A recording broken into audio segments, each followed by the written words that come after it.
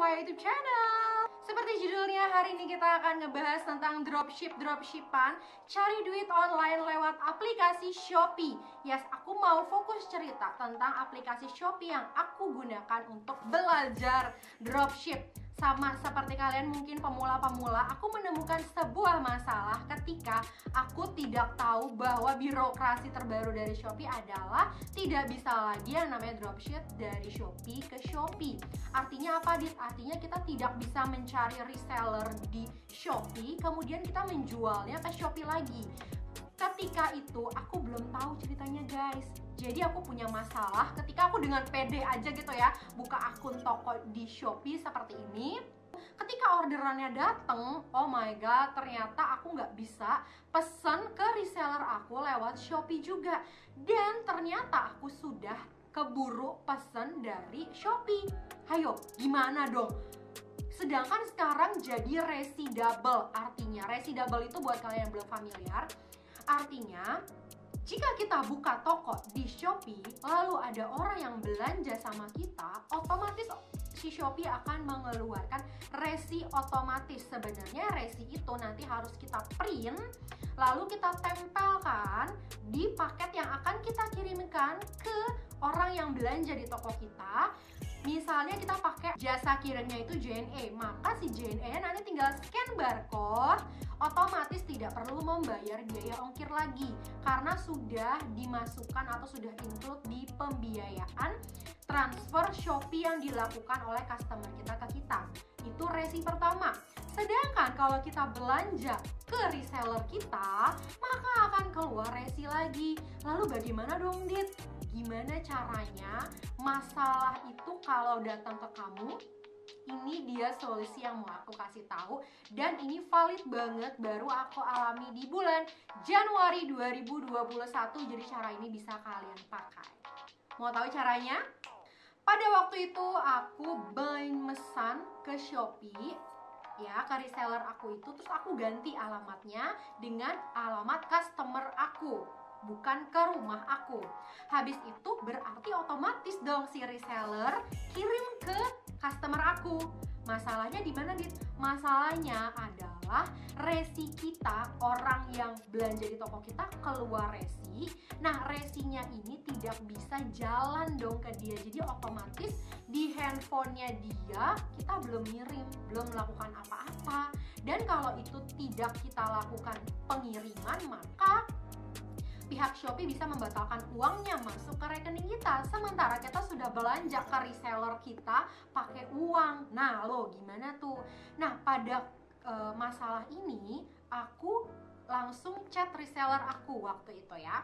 Aku tanya, gimana ya sis solusinya? Aku udah keburu belanja barang di toko kamu, aku udah ganti alamatnya ke customer aku, tetapi sekarang masalahnya itu resi yang di print di toko aku kan nggak bisa jalan karena kamu udah ngirim pakai resi lain yang ketika aku order gitu ya.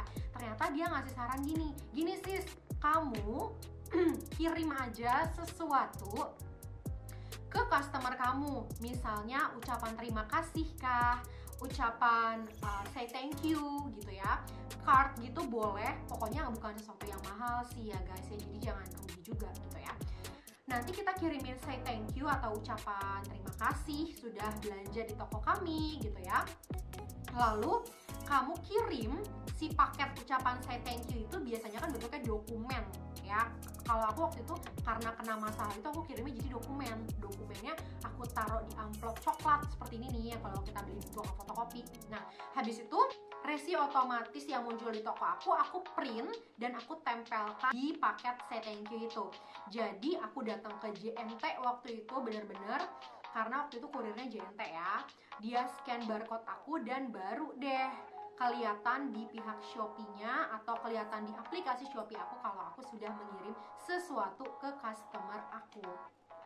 Dan dia juga bilang gini aja sis, kamu ngirim kayak begitu, terus kamu bilang aja di customer kamu lewat DM ada sedikit kesalahan pengiriman, tapi dipastikan kalau paket yang dikirim pasti ada. Kayak gitu aja sis. Jadi resi yang dari kamu ke dia tetap terlihat jalan atau proses dari pihak Shopee, sehingga ketika dia udah terima barang dari aku ya, dia terima barang dari dia, itu dia akan bisa ngeklik oke, dan duit yang dia transfer ke Shopee tadi, Shopee bisa transfer ke kita atau ke penjual. Seperti itu. Semoga solusi ini cukup membantu buat kalian dropshipper pemula yang ketika nonton YouTube gitu ya, terus kalian berpikir untuk mencari uang dari dropshipper, tapi kalian rada-rada bingung gimana ya Dit, udah keburu sok-sokan jualan dari Shopee ke Shopee. Ternyata itu tidak bisa guys. Setiap ada orang yang belanja di toko kita, otomatis akan keluar resi yang harus kita print dan kita tempel di paket yang akan kita kirim ke customer kita. Seperti juga kalau kita belanja ke reseller kita lewat Shopee, ya otomatis akan keluar resi, jadi resi double namanya. Ini yang menyebabkan gak bisa lagi yang namanya transaksi dari Shopee ke Shopee di tahun 2022 ini. Jadi solusinya adalah bagaimana Dit? Ya solusinya adalah pilih reseller yang terpercaya, lalu DM dia lewat Instagram, pasti punya Instagram. Menurut aku reseller yang bener itu atau reseller yang terpercaya ya platformnya lumayan, apalagi Instagram. Jadi chat dia di Instagram, habis itu tanyakan bagaimana mekanisme dropship di toko mereka. Kalau aku waktu itu dia bilang, kamu nanti pesan barang yang diminta oleh customer kamu di Shopee lewat kami, tapi lewat WhatsApp mereka. Jadi bukan lewat Shopee. Otomatis ketika kita memesan barang lewat WhatsApp, artinya harus ada kepercayaan. Jadi sebelumnya pilih dulu reseller yang baik. Ketika kita udah pesen lewat WhatsApp, maka pembayarannya pun tidak dilindungi oleh Shopee. Jadi benar-benar murni kita kepercayaan karena transfer bank. Setelah itu nanti resi yang dari toko kita itu kita kasih ke dia, ya kasih ke reseller kita. Mereka akan print, lalu mereka akan tempelkan resi toko kita itu ke paket yang dia kirimkan ke customer kita. Begitu teknik dropshipnya, sehingga tidak ada lagi yang namanya resi double. Sekian cerita aku, masalah yang aku hadapi benar-benar ketika mulai dropship di Shopee.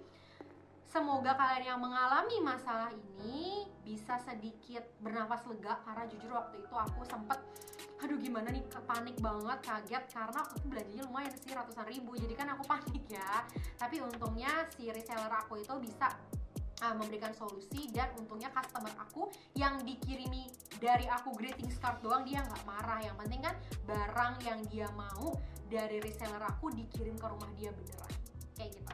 Sekali lagi aku bilang, ini bukan tindakan atau aku tidak mengajarkan tindakan ilegal. Ini tidak ilegal, ini legal asalkan dibicarakan ke customer kamu ketika kamu mengirimnya greetings card gitu ya.